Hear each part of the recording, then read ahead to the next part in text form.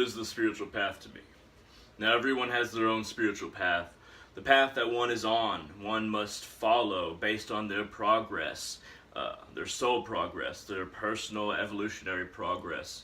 The soul progress is beyond the limits of a single lifetime. The progress of the soul lasts for as long as it takes to go back to the oneness, to the source, to the beginning place where we all started. We're always working our way back to that point. Now this point is vast.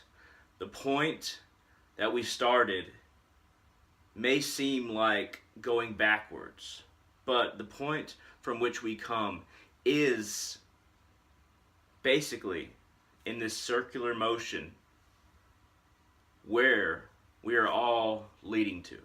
Now, why would we lead back to the point from which we began? We began in oneness, and this oneness wasn't individualized. It wasn't a division of souls. It was this one united soul that was forever redefining itself, forever progressing itself as one thing.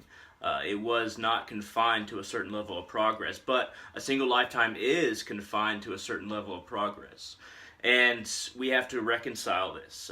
We don't know, I myself as a Hindu, we don't know exactly why God divided himself in essence, divided off pieces of himself that were basically meant to come back to him eventually over, many cycles, over many, you could say, big bangs, over trillions and trillions of years, all of us souls working our way back to God, back to that same oneness we started at.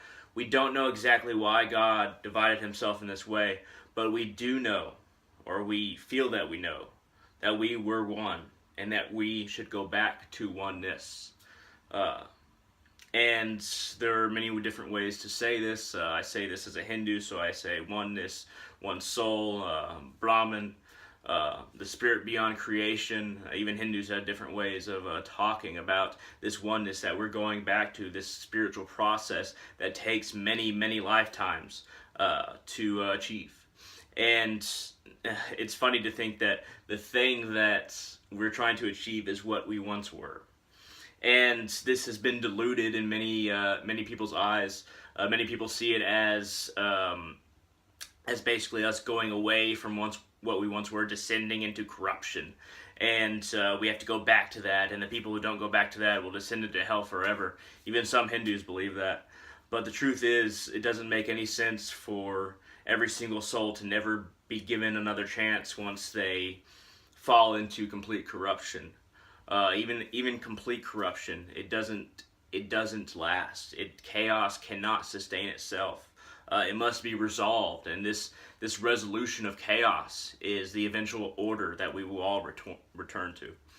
And as an individual soul, we have to progress from where we are. We can't expect somebody who is very basic in their spiritual mindset to achieve enlightenment in one lifetime. It just isn't enough time. It isn't enough.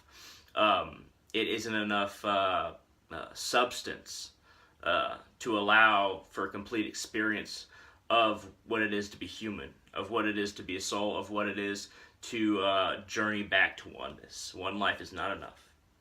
And the idea that God would divide anything from himself for an eternity, even if that soul failed in its mission, is reprehensible. It is ridiculous, because God wants us back, and the only reason we go through hardship is so that we can realize how to get back, to put it plainly.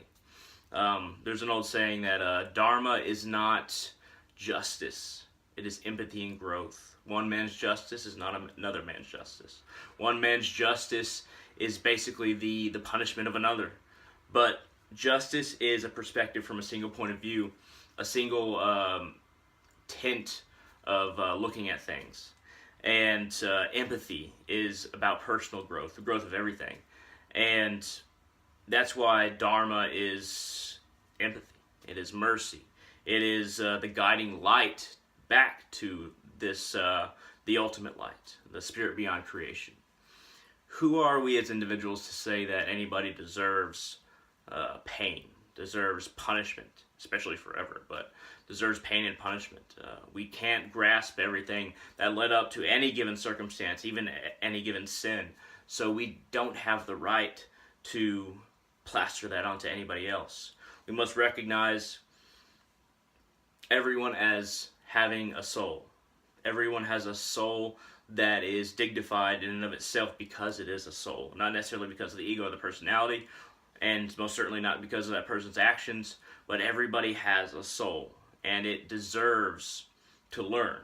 This is why I favor reformation instead of punishment. If we can figure out how to, even if we're talking about terrible criminals, we wouldn't put them in prison forever or for their lifetime just to punish them. It would be because we have to protect other people. It always has to be a system of mercy if we're going to survive as a humanity. We have to understand that our actions in response to even violence and people we view as evil should be for the protection of others and the reformation of that person. So that person can reform and realize what they've done, and if they can't, then we'll just have to keep them away from everyone else so everyone else has a chance to experience their mercy, their process in life without being assaulted needlessly. Now, the end does not justify the means. We must always realize that the means and the end are the same thing. Mercy, in how we respond, even in everyday life, is the end. We must encapsulate that mercy in ourselves.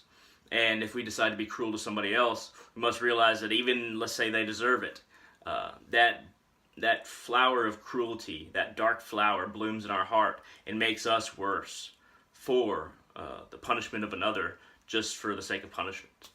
And I think that this very much is the way God operates as well.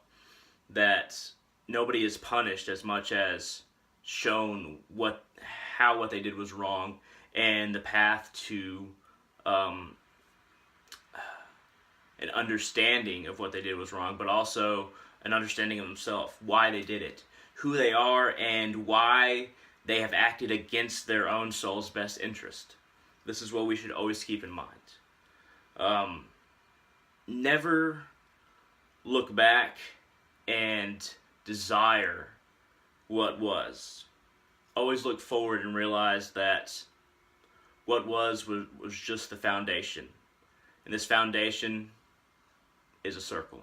Hard to visualize, especially when we have the idea of division between people.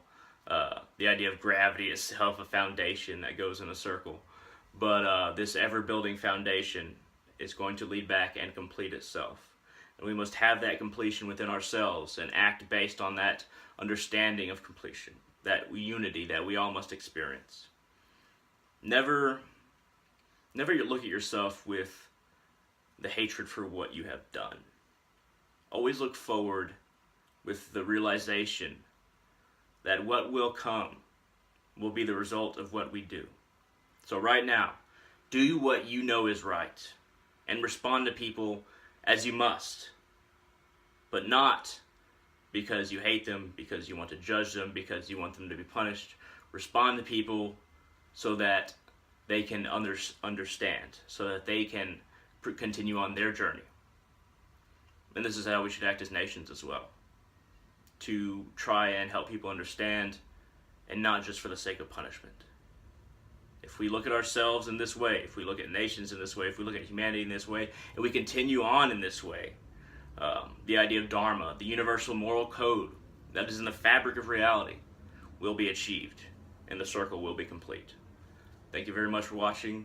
I hope you understand what I'm saying, even if I don't understand it completely, because I'm not an enlightened soul. And I hope that you're willing to entertain some of these ideas. Thank you very much for watching, and I wish you all the best.